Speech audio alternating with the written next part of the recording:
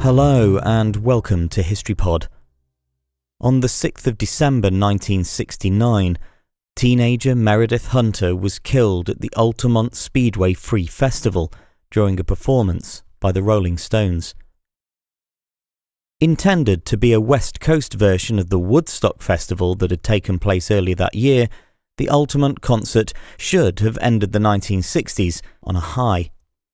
The concert was organised jointly by Jefferson Airplane, the Grateful Dead and the Rolling Stones, but the venue was only finalised 2 days beforehand due to scheduling conflicts and financial disputes.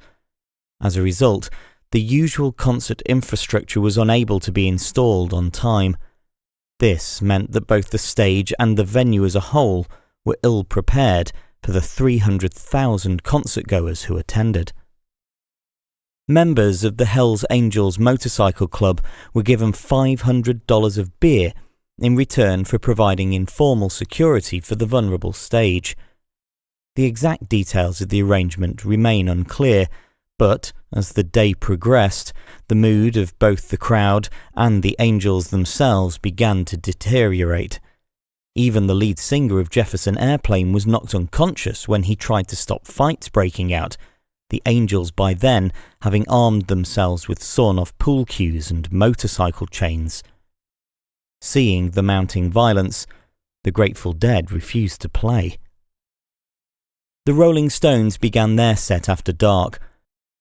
Having already been involved in a fight, 18-year-old attendee Meredith Hunter approached the stage during the song Under My Thumb and drew a gun.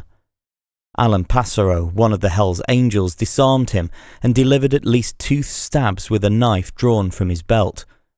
Hunter died at the festival, while his attacker was put on trial for murder. However, he was later acquitted on grounds of self-defense after footage of Hunter drawing the gun was identified in film taken on the day.